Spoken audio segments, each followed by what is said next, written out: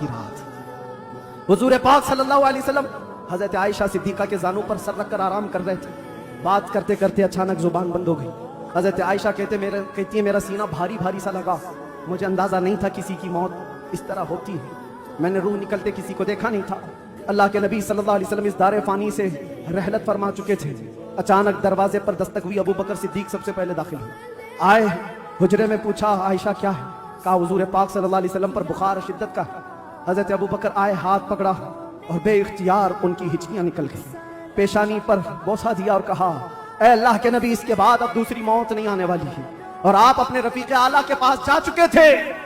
अल्लाह ताला ने जो आपके हिस्से में पैगाम देना रखा था वो आपने पूरा हक अदा फरमाया। अद्दैतल अमानत व नसहतल उम्मत व बल्लगतर रिसालत या रसूल अल्लाह। हजरत अबू बकर सिद्दीक की आवाज सुनकर हजरत आयशा रोने लगी। उसके बाद उन्हें एहसास हुआ कि अल्लाह के नबी अब इस दुनिया में नहीं रहे। बाहर सहाबा को हजरत अबू बकर ने जैसे ही ऐलान किया, वो गम के मारों का हाल क्या था जो नबी पाक को एक आन के लिए भी दूर बर्दाश्त नहीं कर पाते थे। वो मौत की खबर कहां सुनते। हजरत उस्मान पत्थर की तरह बने हुए थे, उनको कोई काटता भी था एहसास नहीं होता। हजरत उमर फारूक अपने हाथ में तलवार लेकर मदीने वालों को कहते थे कसम खुदा की अगर किसी ने कह दिया मेरे नबी का इंतकाल हुआ मैं उसकी गर्दन मार दूंगा।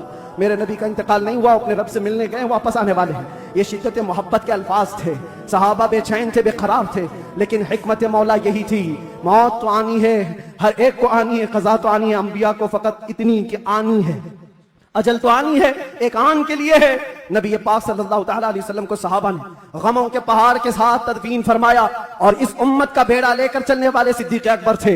मिशन को उठाया और हम तक ये जो दीन पहुंचा, सहाबा की वो मेहनत कश, वो जिंदगी पाक इस्तिकलाल के साथ मुसीबतों से लड़ते हुए, तकलीफों से नबुर्दाज़मा होते हुए दीन यहां तक पहुंचा दिया। अब मैं तुमसे सवाल करता हूं, आज मुस्तफा की सीरत सुनने आए हो, आज हुजूर की मौलूद में आए हो, जो रसूल तुमसे इतना प्यार करे कि बिस्तर को छोड़कर खड़े हो जाए। आयशा फरमाती है बिजली कड़कती थी तो हुजूर बाहर निकल जाते, अबर छाता तो हुजूर घर से बाहर चले जाते और ये कहते मुझे अंदेशा होता है कहीं ये बिजली मेरी उम्मत पर अजाब ना आ जाए, ये अबर कहीं मेरी उम्मत पर अजाब बनकर तारी ना हो जाए। हुजूर इस्तिग़फ़ार करते करते सुबह कर जाते थे, नमाजों के लिए खड़े होते। आयशा कहती आप मासूम हैं, सैयदुल मासूमीन हैं, आप क्यों इतनी इबादत करते हैं? मेरे आका फरमाते मेरी उम्मत के लिए करता हूं, मेरी उम्मत बेखबर है, वो मुझे नहीं पहचानती। अल्लाह के नबी सल्लल्लाहु अलैहि वसल्लम को कब्र अनवर में रखा गया। सहाबी रसूल फरमाते हजरत अली भी उतारने वालों में से थे। लब हुजूर के कब्र में भी हिल रहे थे, कान लगा करके सुना तो ये अल्फाज थे रब्बिग़फिर ली उम्मती फ़इन्नहुम ला यअलमून। ऐ मेरे रब मेरी उम्मत की बख्शिश फरमा, इसलिए कि वो नहीं जानती। जो न भूला हम गरीबों को रजा, याद उसकी अपनी आदत कीजिए। नौजवानों, आज फिर मैं तुम्हारे अखलाक को किरदार से सवाल करता हूँ। उस रसूल के मानने वाले हो जिस रसूल ने तुम्हें किसी जगह फरामोश नहीं किया। दुआओं में मेराज के सफर